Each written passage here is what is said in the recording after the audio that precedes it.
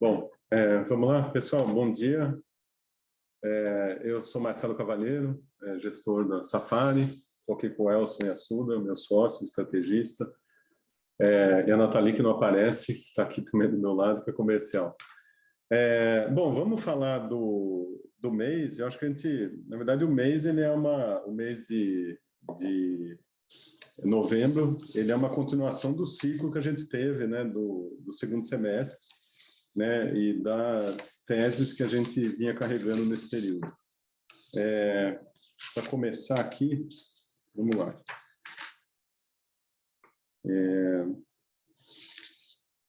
Bom, mês passado, né, a performance do fundo foi assim muito ruim, né? Acho que todo mundo acompanhou. E acho que o que tem, né, de continuidade aqui é que basicamente as ações onde a gente teve perdas, né, são as mesmas que a gente vinha posicionado desde lá do final do primeiro semestre. A gente já vem fazendo alguns ajustes, né, alguma redução nelas, mas para a gente não faz sentido reduzir tudo antes do que a gente achava que era assim, o fator relevante para isso. Claro que teve outras coisas no meio do caminho, né, que era o fiscal, né, a aprovação da PEC dos precatórios, que é um negócio que está aí já há alguns meses em gestação, e finalmente hoje deve ser votado no Senado, né, como todos devem estar acompanhando bastante de perto, e evidente que nós também. O que mudou, né, eu acho que desse período, né, do fim de junho para hoje, para a gente ter feito alguma redução nessas posições, que são posições que a gente continua acreditando, né? Reduzimos uma parte delas, né? A gente reduziu aí o varejo de consumo de alguma coisa como 45, 50, até um pouco mais do PL, para alguma coisa como 30 nesse período. Isso aí foi canalizado especialmente para commodities, bancos, que é onde a gente fez uma posição mais relevante nesse período também. Mas, assim, a gente continuou com os mesmos fatores que a gente tinha antes, né? E, assim, por que a gente não zerou, né? Qual que é o nosso case aqui para não ter zerado até agora? Porque a gente acha que a aprovação dessa PEC, ela dá vamos dizer, uma desestressada no mercado, né? A gente tem visto um pessimismo muito grande por aí. Acho que a gente tem uma recomposição aí de otimismo, de fluxo positivo para cá também. Os emergentes todos têm sofrido, né? Claro que a gente está sofrendo mais, e a nossa carteira em especial, porque ela tem um beta maior, né? A nossa proposta sempre foi ter uma carteira de stock picking que andaria no ciclo, né? E a gente já vem falando em vários calls que desde lá de trás que esse ciclo ele acabou sendo abortado lá desde junho, né? E ele deveria ter acontecido um pouco mais de força, né, para cima, com a andada da vacinação que a gente teve, né? Então a gente praticamente eliminou a Covid, né? Quer dizer, a vacinação do preço, né? A gente voltou para preços lá de trás que a gente acha que não são razoáveis. Mas os fatos estão aí, né?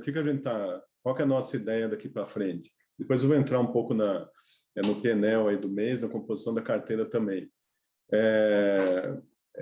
A nossa estratégia daqui para frente, ela esperar algum arrefecimento dessa crise, né? Acho que passar essa PEC. A gente tem aí o tapering também, que atrapalhou um pouco o mercado no mês passado, no mês de novembro. Mas a gente acha que a aprovação da PEC, calmaria no Senado, no Congresso, eu acho que a gente consegue ter uma performance melhor até o final do ano. Então, eu acho que essa última variante Ômicron atrapalhou o final do mês, né? Especialmente nossas teses aqui, atrapalhou muito a tese de petróleo, que é um negócio que a gente está muito confortável em carregar, mas alguns papéis de petróleo caíram, né? E aí a gente não vai desfazer posição, porque eventualmente esses papéis caíram. Então, vou falar um pouco de atribuição de performance no mês, que eu acho que é o que é mais interessante aqui. Só uns números aqui para a gente ter em mente também, e que nós tivemos, né, de mudança de posição de 30/6 para 30/11. Por exemplo, a alocação em commodities, ela subiu de 28% para 35%. Varejo caiu, varejo e consumo em conjunto caiu de 48% para 28%, ou seja, foi uma queda relevante. Os bancos caíram um pouco, de 17% para 12%.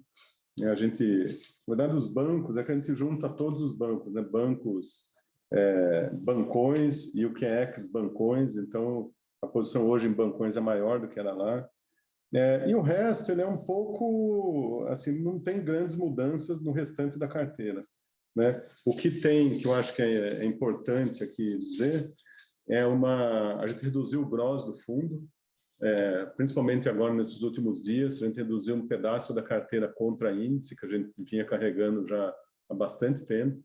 Então, o gross do fundo, que rodou aí em 160%, 170%, hoje ele está em 130%. Tá? Então, a gente... E com bias de reduzindo para ficar uma carteira praticamente só comprada para aí o passo seguinte a gente, de fato, fazer alguma redução. Eu vou passar aqui para as atribuições e performance do mês. Depois eu vou falar um pouco das diferenças aqui do semestre, né, para a gente ter uma ideia de, quer dizer, onde é que a gente estava, né, qual que era a nossa convicção e onde a gente perdeu, né? Porque, assim, uma história, bom, eu perdi num negócio que eu não falei que ia fazer. E o resto é, não. O que nossas teses não andaram, então a gente teve prejuízo nas teses que a gente tinha antes. Bom, vamos lá. Nesse mês, né, o que a gente teve de performance negativa, mês de novembro? Consumo e varejo, né, juntando os dois, a gente tem 3,3 pontos percentuais. Bancos tem 1,4 também para baixo. Depois uma posição em saúde com 0,9 para baixo. Esses são os destaques aí do mês de novembro. Agora, quando a gente pega uma janela mais longa, né, que é essa atribuição setorial do segundo semestre, consumo e varejo, a gente teve uma perda de 22 pontos, e quando a gente junta com bancos, a gente teve mais 5. Então, tivemos 27 pontos de queda com esses três setores. Tá? Mas se a gente focar aqui na tese de varejo e consumo, que era uma tese central, né, do fundo, que era muito grande, hoje é muito menor, a gente teve essa perda de 22 pontos percentuais. Tá? Então, acho que esse acho que é um ponto interessante para a gente dizer que, bom, é onde a gente tinha alocação, onde a gente perdeu dinheiro. Então, acho que faz sentido, né?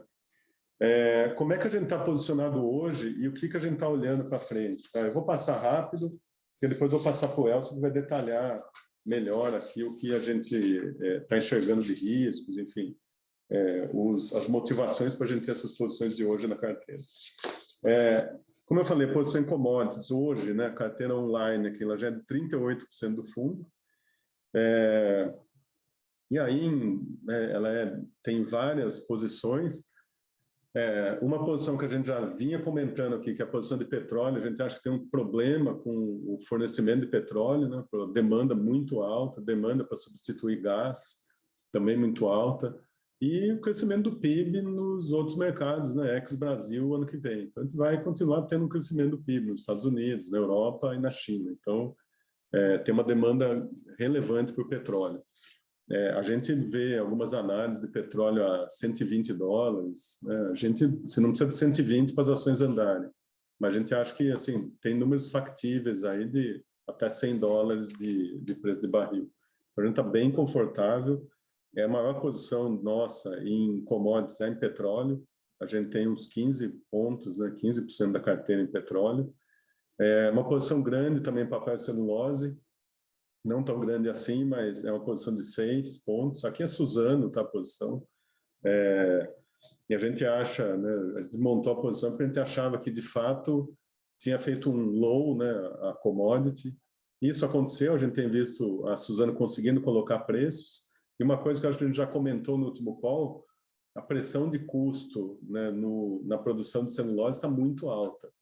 E a gente começou a ver também o repasse de preço de papel no mercado chinês. Então, isso dá um suporte muito bom para o preço da celulose. Né? quando a gente vê aí cash cost lá fora na faixa de $400 por tonelada, e a Suzano com um cash cost abaixo de 150, vê o tamanho da vantagem de custo que ela tem e como os caras lá de fora estão emparedados aí entre preço da commodity e custo da commodity também, tá? Então, é um negócio que a gente está bem confortável em carregar. Ela andou bastante no curto prazo, né? É uma posição na nossa carteira, já tem uns 20% de ganho. Enfim, mas a gente continua confortável com ela. Depois temos siderurgia, e aqui a gente acha que assim, também é outra posição que, a despeito dessa queda no crescimento da China, né, que a gente e problema em housing, né, que a gente já comentou no outro call, problema grande lá com a Evergrande, que tinha sido um problema em outubro, né, uma queda grande de commodities por conta disso. A gente acha que isso está, assim, em parte superado. A gente tem visto os dados de produção de aço na China caindo bastante, caindo aí a gente pegar de 2, 3 meses para cá, uma queda aí por volta de 20%, se a gente anualizar, tá? Então, a produção mensal já caiu uns 20% nos últimos 3 meses. Isso quer dizer que a China vai reduzir bastante a exportação de aço. Tem Olimpíada de Inverno na China, então assim, tem um problema com poluição lá também, então eles estão limitando muito as indústrias poluidoras, e a aço é uma das principais. Então, a gente acha que é uma posição também que tem um bom suporte. Aqui no doméstico, a gente tem incorporadoras, né, ainda com assim, muita obra para concluir, os lançamentos foram muito fortes nos últimos 2 anos. E a gente tem também infraestrutura, né? Muita coisa acontecendo no Brasil que a gente acaba não comentando muito. Mas tem ferrovias, tem portos, tem rodovias, tem uma série de coisas aí sendo feitas em infraestrutura. Então, que vão demandar bastante aço. Então, a gente está confortável com essa posição, é alguma coisa como 11%, 12% do PL. E depois, finalmente, a parte de proteínas. A gente teve uma posição em JBS, saímos dessa posição um pouco para cima e voltamos a montar a posição em JBS e também Minerva, tá? Que são duas que têm ciclos completamente diferentes, né? A JBS lá fora, principalmente, Estados Unidos, lá com o ciclo o ciclo apontando para baixo, na queda de margem ano que vem. A gente acha que uma boa parte já está no preço da JBS, deveria valer R$60, R$70 e está R$35. Em Minerva é justamente o contrário, o ciclo brasileiro virando para melhor, né? Quer dizer, melhor para os frigoríficos, maior oferta de boi. E aí tem um ponto que como a Minerva tem uma grande parte da receita de exportação, maior parte, ela se beneficia do mercado interno muito fraco, né? Então, dificuldade de repassar preço aqui, então o boi provavelmente vai ficar com um preço mais baixo, mas a exportação é muito forte, tá? A gente está esperando a reabertura da China aí para agora meados de dezembro. Acho que é um trigger importante aí para essa posição. Então, commodities já é uma posição grande, mas que tem espaço para ficar maior na carteira, tá? A gente depois comenta um pouquinho melhor para frente.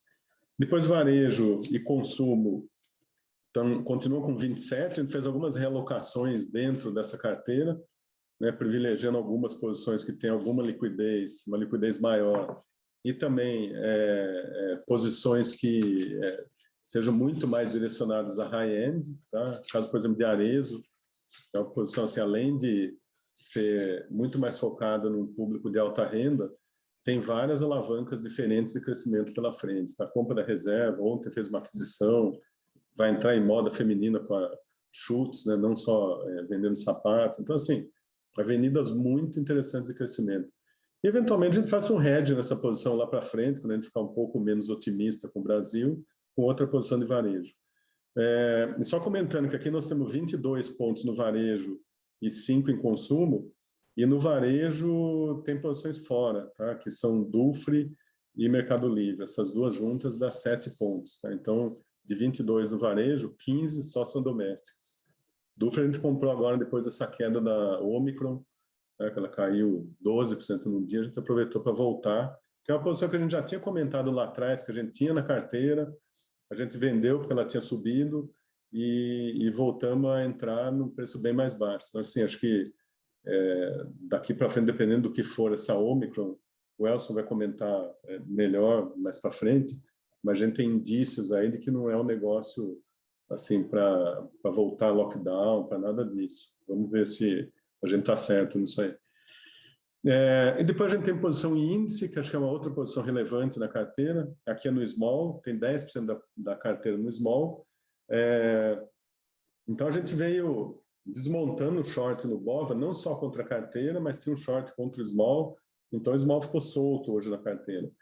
O small a gente aproveita, né, que é um pedaço desse varejo que a gente vendeu, para estar no small, que é um negócio que a gente acha que pega assim, todas as posições que a gente não compraria, né, individualmente, mas que a gente acha que tem um bom upside, né, nesse upside que eu digo que sobrou, né, nessa janela de tempo aí, que era de junho até dezembro, janeiro, e agora virou de dezembro até dezembro, dezembro até janeiro. Então, janela mais curta, a gente prefere estar num negócio muito mais líquido para poder capturar um pedaço desse upside que a gente acha que vem.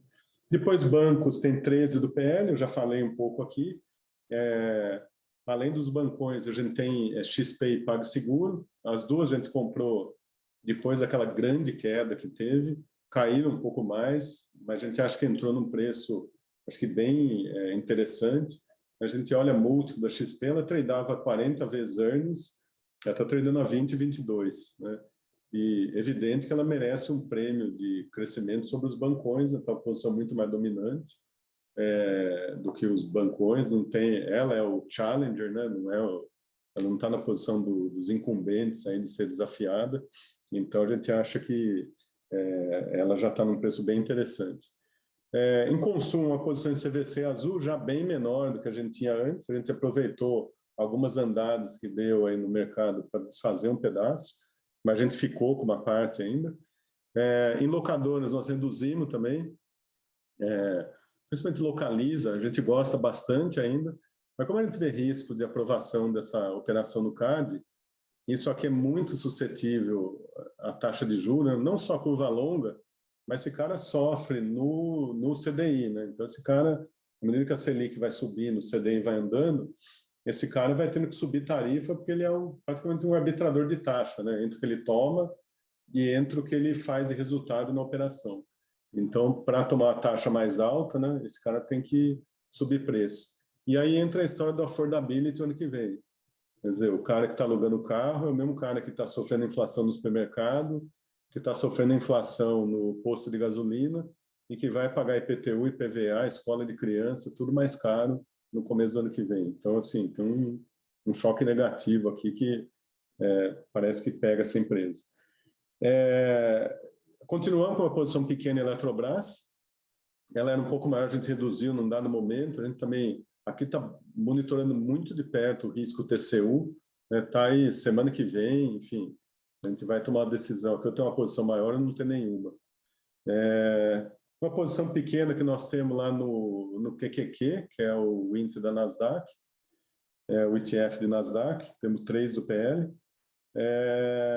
E depois não temos nada mais relevante no fundo, algumas posições menores, pequenas, uma posição de caixa relevante aqui, de 6% do PL, porque a gente tem comprado índice nisso aí, mas assim, é um caixa também que a gente veio fazendo, porque preventivamente, né, a gente sempre gosta de ter uma posição de caixa e uma posição líquida, né, principalmente ações líquidas. Então, assim, esse trabalho, mesmo com o resgate que nós tivemos, a gente assim vem fazendo esse trabalho, que é um negócio que a gente nós não começamos ontem, já vimos vários ciclos desse, então a gente acha que tem que ter uma precaução aí para frente. Qual que é a nossa cabeça? Eu vou daqui a pouco terminar também, passo para o Elson. A gente acha que o primeiro semestre do ano que vem é muito difícil, né? Vou só dar uma passada aqui para justificar um pouquinho, o Elson vai se aprofundar. A gente acha que é muito difícil porque temos tapering, né, já acontecendo, provável começo de subida de juros nos Estados Unidos. Com isso, você pode ter as bolsas lá fora cedendo e a gente não vai subir com o mercado lá fora caindo. E juro lá fora subindo também faz uma diferença muito grande no cenário doméstico. Domesticamente, a gente vai ter uma economia mais fraca, né? O Elson depois fala de inflação, que fala melhor que eu. E vamos ter um político ainda completamente indefinido, né? Terceira via, não sabemos quem vai ser, quando vai ser, mas a gente acha que alguma definição é só lá para maio, junho. Então, provavelmente, a gente vai ver preços muito melhores para entrar nessas posições que a gente gosta do que nós temos hoje.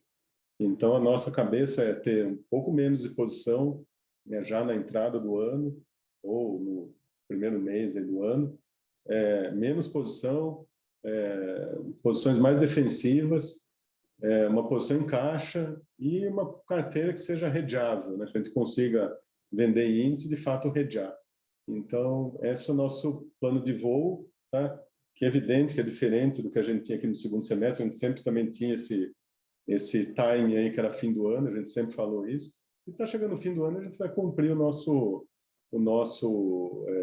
script, o que a gente tinha planejado. Claro que a gente gostaria de fazer isso vendendo as ações, né, no dobro do preço que elas estão hoje, mas a gente está no mercado, né? Então a gente veio reduzindo já, mas a gente acha que tem um upside para a gente capturar. Pessoal, eu vou passar para o Elson e fico aqui para as perguntas, tá? Bom, pessoal, bom dia ainda, né? Deixa eu, então, falar um pouco do meu lado aqui, essa configuração de carteira que o Marcelo disse, e um pouco o que ele já adiantou, o que a gente está vendo de 22, por que a gente está 100% comprado, a gente tem um cenário mais difícil para 22, mas assim, a gente ainda está comprado, e tem um breakdown aí de 55% ou 60% de domésticos, grosso modo, né? Domésticos, estou botando Eletrobras, bancos, tudo aí, com 40%, 45% de cases commodities e coisas com exposição mais global, tá? Vamos falar um pouco de cada uma dessas coisas. Os 60% de domésticos, eu vou falar disso, depois eu falo um pouco do global, e a gente tenta justificar o tamanho da carteira e a gente entra para 22, tá? Os 60% de doméstico, sim, é o que deu errado nesse período todo, né? Foi um erro de avaliação do tamanho de desancoragem fiscal que esse governo ia gerar. Eu até entendo você fazer algum tipo de buraco no teto para você pagar Renda Brasil, um bolso um pouco maior, mas a maneira como esse troço foi, assim, a gente está fazendo um buraco fiscal de 100 bilhões, assim, coisa perto de 1% do PIB, um pouco menos, dependendo de como você contabiliza. Não é um buraco fiscal grande. O problema é a maneira como você fez isso. Tá? Não dá para você fazer isso sem contar uma história muito consistente, perdendo 2 secretários importantes aí no Ministério da Economia. E eu acho que hoje, quando você faz esse troço dessa maneira, a gente foi meio para o pior dos mundos, porque a gente deslocou o teto, o governo deslocou o teto, e só que, por outro lado, tem uma PEC no Congresso que ainda não foi aprovada, então a gente não sabe exatamente o tamanho do espaço fiscal. Vira e mexe aparece notícia de que você pode usar decreto de calamidade, coisas do gênero aí, que abriria ainda mais o espaço fiscal, e hoje a reputação de controlar gastos do time econômico dentro do governo é muito menor, né? Então precisa passar PEC dos precatórios. Eu acho que tem uma referência boa, essa é mais fácil, assim, em vez de ficar olhando para múltiplo e tudo mais. O Marcelo mencionou, quase todos os domésticos que a gente tem na carteira, quase todos os domésticos do mercado hoje estão tradando a níveis abaixo do que estavam tradando no final de outubro do ano passado. Tá? Final de outubro, começo de novembro, foi quando saiu o teste de eficácia da Pfizer, lá, o clinical trial deles, que ficou claro que a vacina funcionava e aí vai começar a entrar em escala. A gente voltou para esse mundo. Então, tem uma distorção aqui. Eu acho que se você resolver precatórios, a gente está falando subótimo, evidente, não vai voltar para os níveis que a gente estava antes tão rapidamente, mas dá esse relief, tá? Essa incerteza é o troço que acho que mais está pesando no mercado. O mercado não sabe precificar esse troço direito. Tem questões aí também de resgate na indústria e tudo mais. Isso foi penalizando muitos cases domésticos onde todo mundo tinha aposta. Então, tanto a posição técnica quanto que está mais leve, quanto esse trigger que eu acho que vem, que é a aprovação dos precatórios, deixa a gente ainda... acho que o mercado ficou no curto prazo assimétrico para cima. e deixa a gente com essa perspectiva ainda positiva aqui. Então, a gente resolveu manter. Vamos ter uma definição disso nas próximas semanas, tá? Deve passar hoje no Senado. E depois vai ficar para uma revalidação na Câmara, para que tenha acordo. E o que deixa a gente positivo para isso, depois se vocês quiserem a gente pode dar mais detalhes sobre isso no Q&A, mas o que deixa a gente positivo para isso é que tem um consenso muito grande dentro de todos os líderes, até na oposição, ainda com a oposição do devoto, de que você tem que fazer os R$400, não dá para deixar de fazer isso. Tá? Eles estão tentando fazer botar um pouco a marca do Congresso e deixar de ter dar tanto capital político para o Bolsonaro, mas eu acho que para viabilizar isso tem que fazer a frente. Bom, então aqui tem um driver e é de curto prazo. Foi um troço que prejudicou muito, o principal problema nosso de desempenho e de performance nesses últimos meses. Os preços estão muito torcidos, ainda que a gente desacelere, a gente sabe todas as histórias do mês de 22, mas assim, esse troço, eu acho que ele está precificando o incerto, está precificando o que a gente não sabe, o que a gente não sabe é o fiscal, a gente vai ter mais convicção disso e acho que o mercado vai ter mais clareza disso depois que a Propapec. Então aqui tem um driver de curto prazo, a gente gosta para as próximas semanas. Tá? Não é um case para você carregar ao longo de 22 de jeito nenhum, mas acho que é uma história um pouco... A gente talvez tenha uma recessão em 22, pelo menos a gente vai ter uma desaceleração grande. Acho que a gente vai ter segundo, terceiro tri muito difícil, mas o ponto que você entra nessa recessão, ela interessa. E o mercado não está precificando esse ponto corretamente. Assim, a gente está precificando de novo, a gente não está precificando no patamar para a pandemia. Então, aqui tem drive. Os outros 45%, mais ou menos, que a gente tem, 40%, 45% de commodities barra esses cases com exposição global, eu acho que assim, tem várias coisas, tem muito alfa aqui, o Marcelo mencionou o case a case de commodities, tem várias commodities que você está num momento bom do ciclo. Eu acho pulp and paper é um caso, o caso da pecuária aqui do Brasil, proteínas, acho que é outro. Tá? Então, é muito alfa do setor. Mas tem uma questão aqui que eu acho que é relevante, que ainda que a gente tenha dúvidas, e acho que esse é um risco entrando em 22, não vejo tanto no curto prazo. Vou falar um pouco sobre isso, mas esse é um risco entrando em 22. Você está encurtando o ciclo de liquidez, lá para o meio do ano que vem você está subindo o juros dos Estados Unidos. Ainda que a gente já esteja nessa fase, a exposição que a gente tem, em larga medida, está muito mais relacionada à dinâmica de China. E China, a gente foi montando essa posição, trocando um pouco pelos domésticos, porque China fez o pior momento deles no terceiro tri. Esse é o pior momento de atividade. Não vai ter uma recuperação gigantesca, aquelas recuperações chinesas do passado, isso ficou para trás, mas você fez uma inflexão de policy lá no terceiro tri. Tá? Housing caiu demais, muito por questões regulatórias. E o governo chinês está começando a fazer a volta com isso, soltando um pouco alguns marcos regulatórios no setor, começando a expandir, soltar um pouco mais o fiscal nas províncias e vai botando mais liquidez aos poucos, tá? Ele não está querendo fazer uma super volta, não é isso. Estamos falando de crescimento muito forte para 22.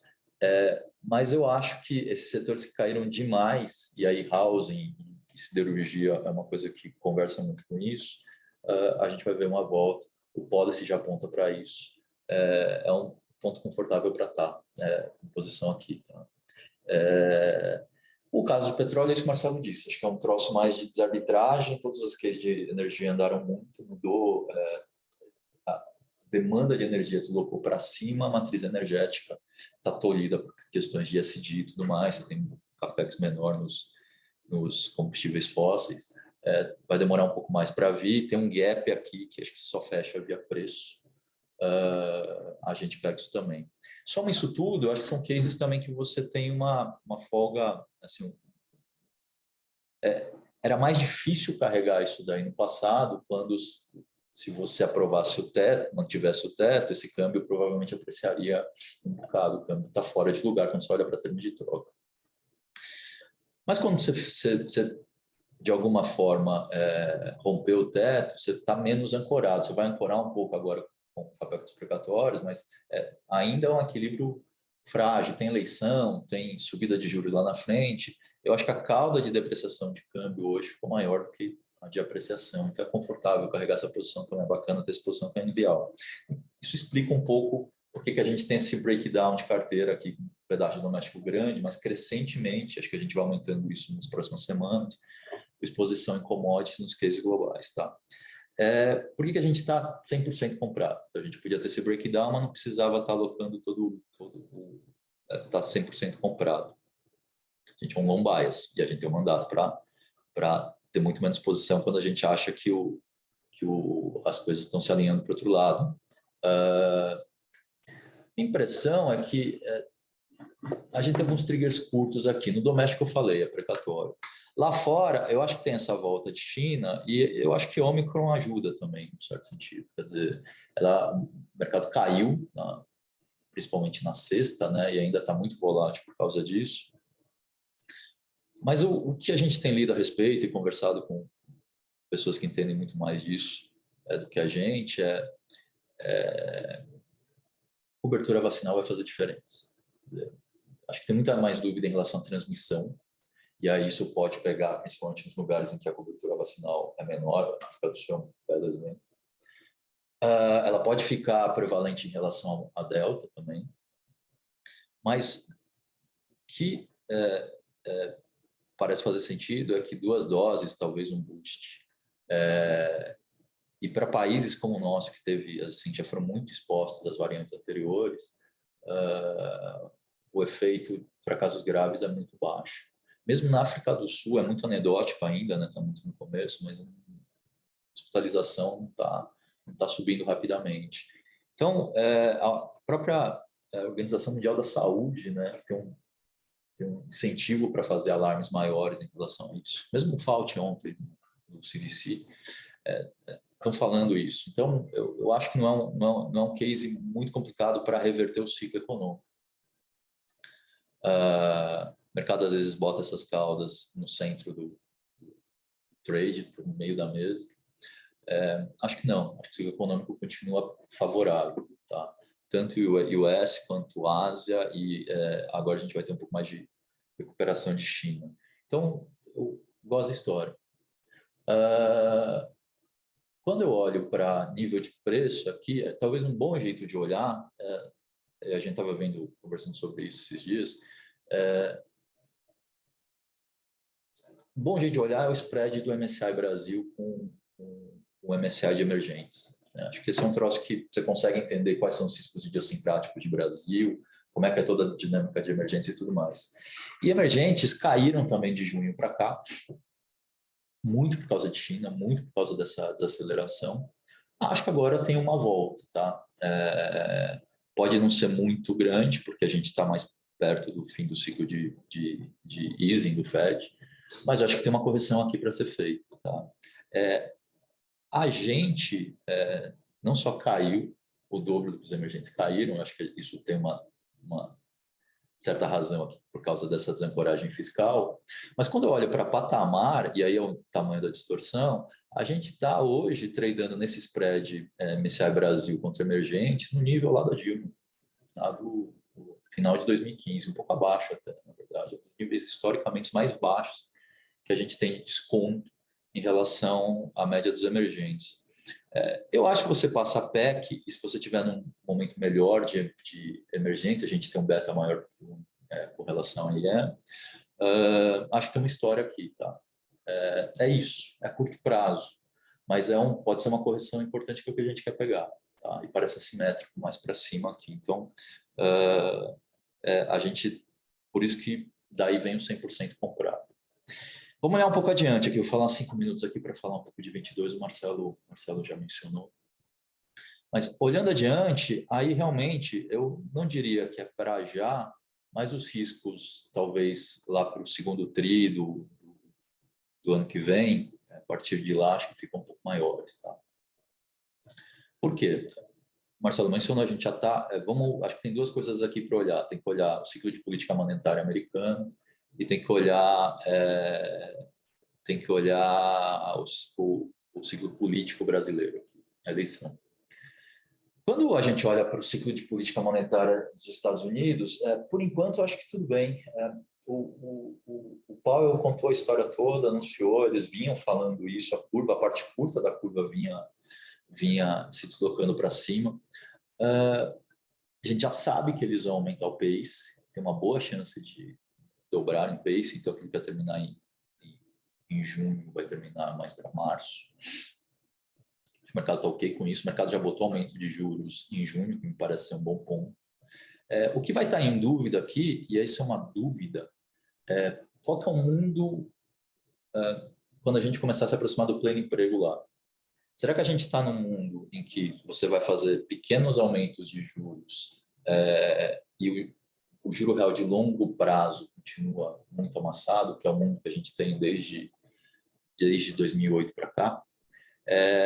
Ou será que a gente cometeu um erro aqui, do ponto de vista de deixar essa inflação subir demais e ficar generalizada demais? Acomodamos muito a pressão inflacionária e vai ter um prêmio de inflação para ser carregado nas partes mais longas da curva adiante.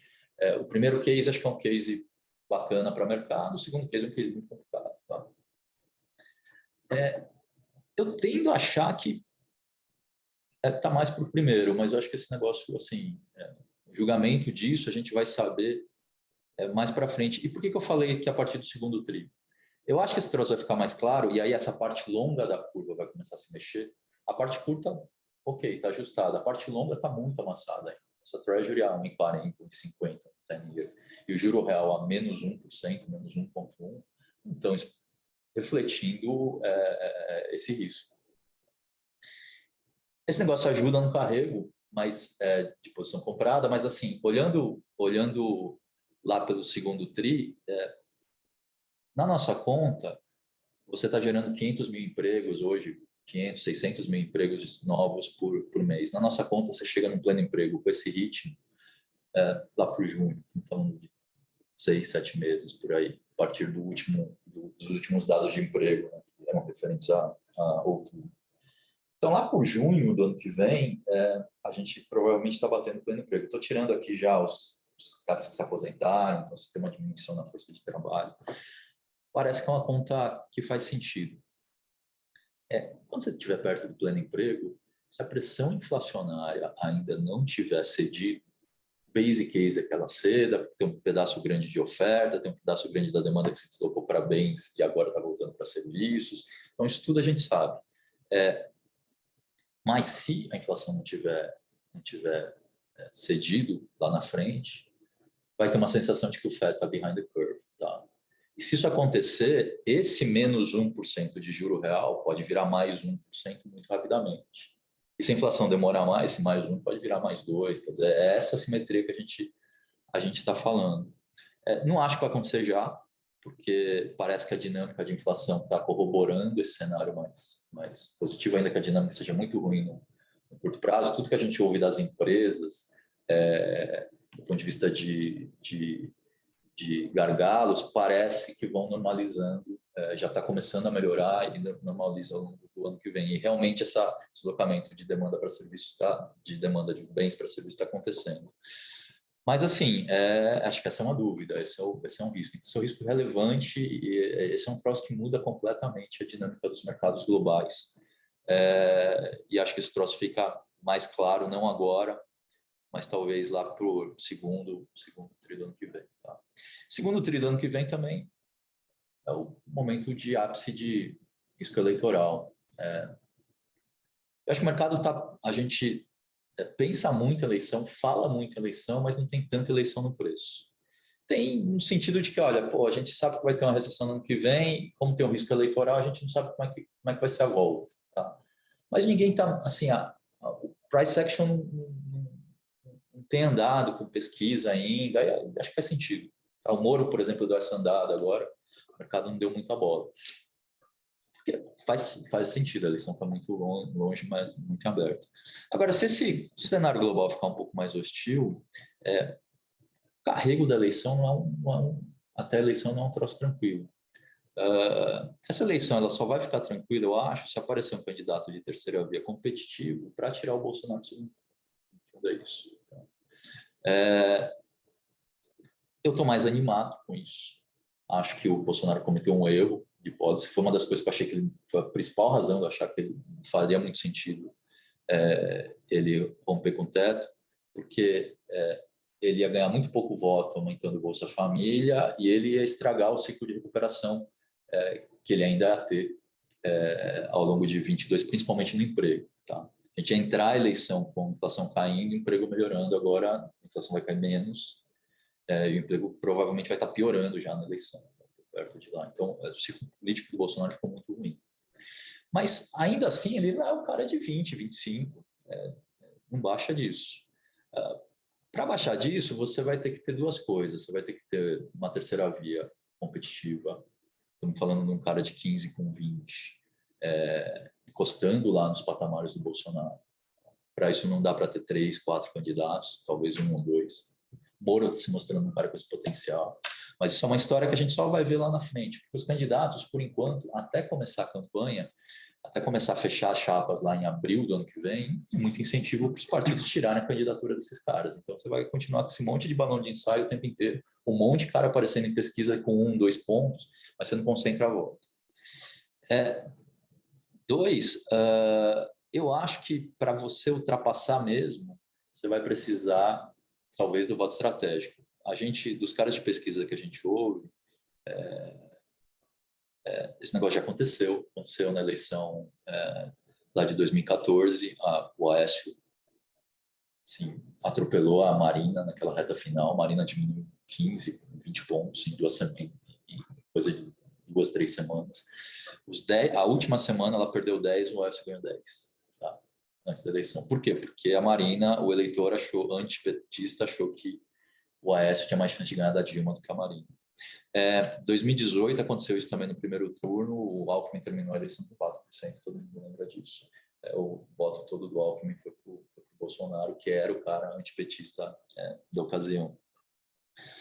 Eu acho que se tiver um cara de terceira via aqui competitivo, talvez o Bolsonaro perca um pedaço da gordura que ele tem. Então, tem que lembrar que dos 25 dele de ótimo e bom, ótimo mesmo é 10, tá? 15 ainda é bom. Então, aqui nesses 15 tem muito antipetismo. Se tiver uma chance melhor de tirar o Lula, de ganhar do Lula no segundo turno, talvez esse cara migre. Estou falando um monte de CES aqui. Tá? É uma história longa. Por isso que o carrego é difícil. Eu acho que carrego tão complicado, não vejo o mercado fazendo posições positivas nessa história até muito perto da eleição. Tá? Lá perto da eleição, aqui a gente já está especulando mais, mas só para a gente ter uma ideia do que vai ser esse ano, o fato do Bolsonaro ter perdido capital político, acho que deixa o desfecho dessa eleição mais razoável. Hoje, uma eleição do Bolsonaro com o Paulo Guedes do tamanho que está, acho que é o pior desfecho, porque a gente não sabe o que vai ser o equilíbrio macro pensando em 23, tá? E a gente sabe que a agenda de reforma deles é pobre. Eu acho que é evidente pela ordem, terceira via é muito melhor do que o Lula, mas o Lula lá na frente também tem incentivos para vir um pouco mais por cento, porque ele tem uma rejeição grande. Ele vai estar polarizando talvez com o Bolsonaro, mas mesmo com o cara da terceira via, se quiser ganhar a eleição no segundo turno, ele tem que fazer movimentos para o centro mais claros. Acho que vai acabar fazendo. A gente tira um pouco longo ainda, mas assim, ele tem os incentivos para fazer isso nessa economia tiver mão. Ele fez isso em 2002. Ele é pragmático. Não é porque ele gosta da proposta, não. É pragmático. E hoje tem um espaço para ele fazer, eu acho que nesse nível de preço, olhando para a curva, inclusive, é menos a qualidade do ajuste e mais estabelecer uma trajetória crível para a dívida. Então, você não precisa fazer teto de gasto que ele não vai fazer. Ele vai botar uma regra para reduzir o endividamento ao longo do tempo. Quer dizer, vai subir carga tributária, vai gastar mais, vai subir carga tributária. Governo social-democrata. Tá?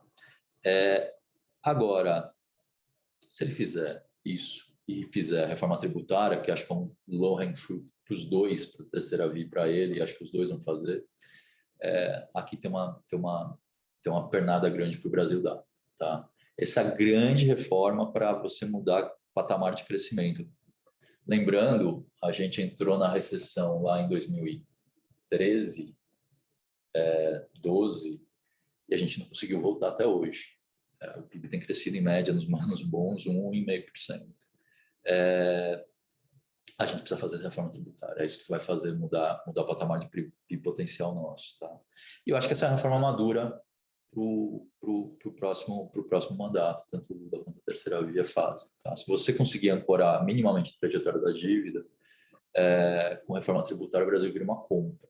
Então, a gente pode ter um primeiro semestre muito difícil, mas um rebound, e aí que eu só fazendo todos os disclaimers que a gente está longe da eleição, mas um rebound muito forte se essa eleição tiver o desfecho que a gente está imaginando aqui. Tá? Muito melhor, evidente, para a terceira via, muito melhor fazer reforma do gasto, mas mesmo nesse nível de preço, eu acho que mesmo para o Lula o rebound é interessante. Então, para resumir aqui, a gente falou um monte, mas assim, a gente está comprado nesse breakdown de 60, 40, 55, 45. A gente acha que tem triggers de curto prazo para as duas histórias. A de commodities é um pouco mais longo, porque a China recupera. A local, aqui é uma correção que você tem que fazer, porque para você gerar um mínimo, reduzir um pouco de incerteza, gerar um mínimo de ancoragem com os precatórios. Então, faz sentido isso, depois diminuir, porque o carrego até a eleição, tanto por causa de juros US, quanto pela dinâmica nossa de eleição, que só vai ficar clara lá na frente. O carrego da eleição é difícil. Mas acho que pode ser um desfecho bom. Então, é uma história mais perto da eleição para ter posição, sim. É isso, pessoal. Falei um monte aqui, mas acho que a gente podia ir para perguntas, né, Marcelo? Vamos lá, vamos sim.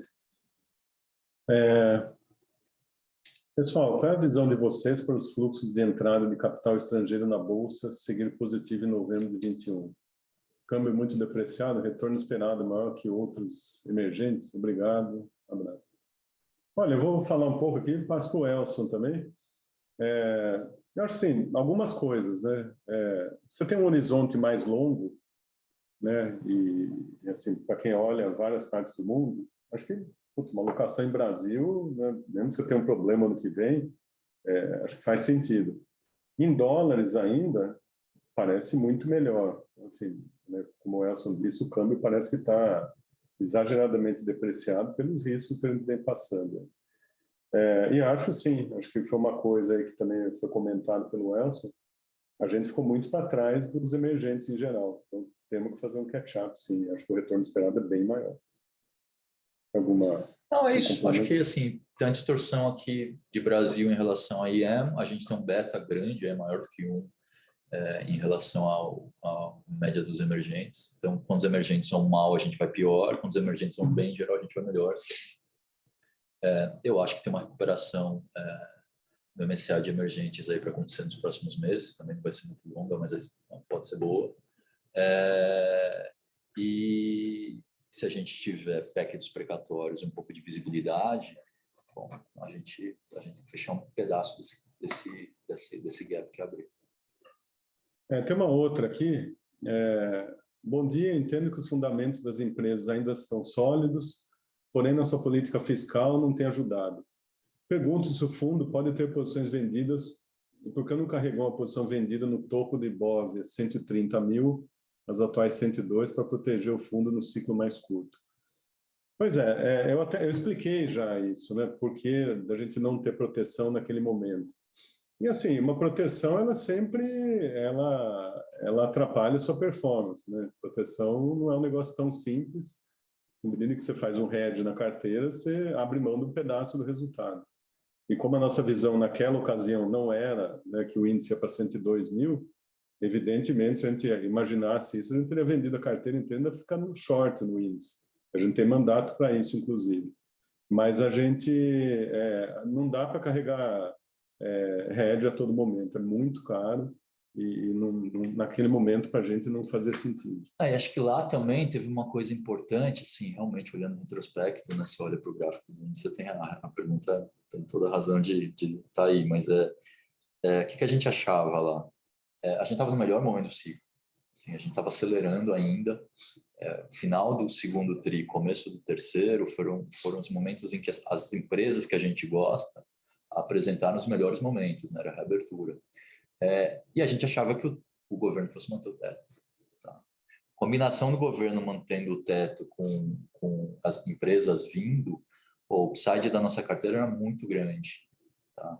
O problema é que o governo resolveu, aí foi um erro, né, de avaliação realmente, o governo resolveu ir por outro caminho e não botou nada no lugar. Então a gente acabou saindo de uma história muito boa, fazendo um jump para uma história assim, exageradamente negativa.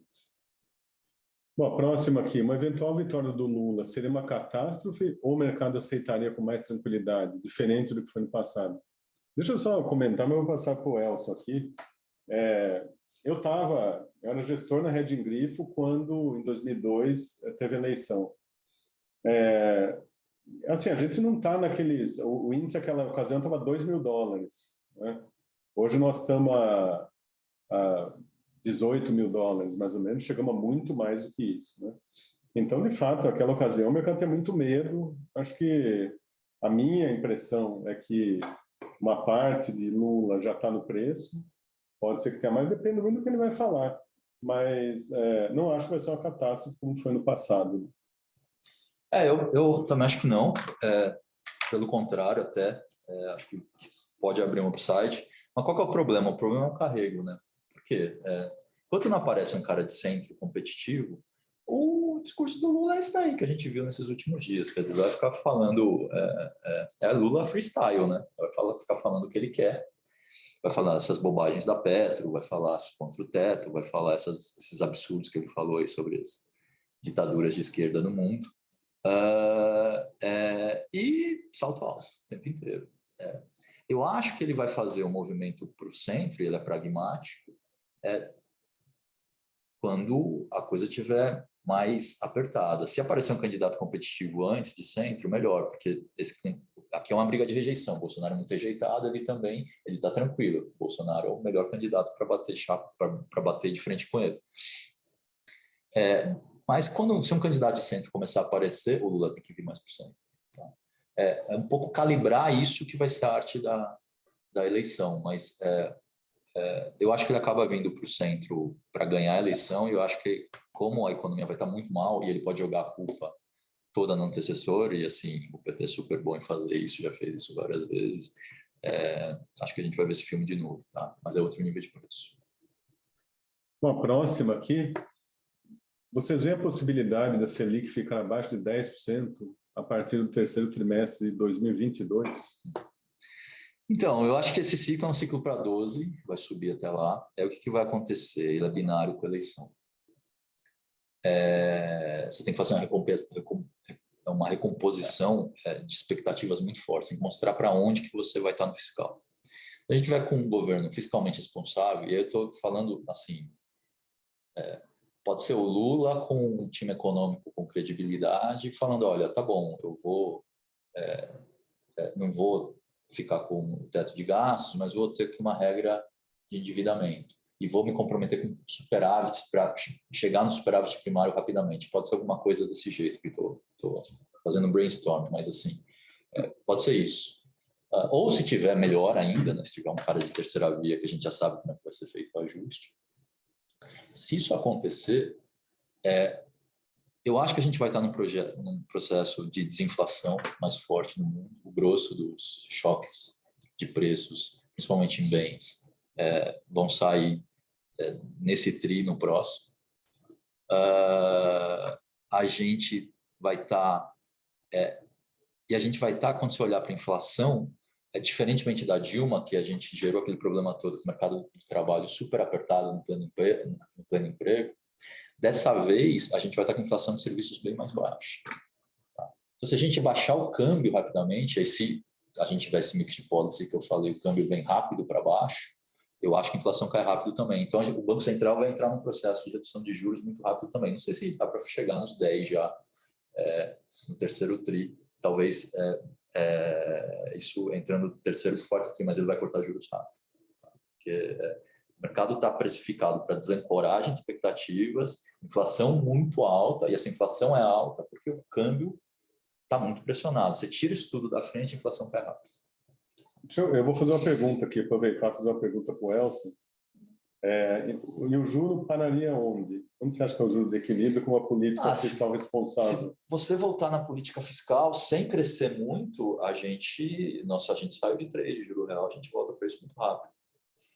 Se você faz reforma tributária e muda o patamar de crescimento e acelera a queda de dívida PIB, estou aqui imaginando as coisas assim super boas, mas pode acontecer, é isso que você define na eleição.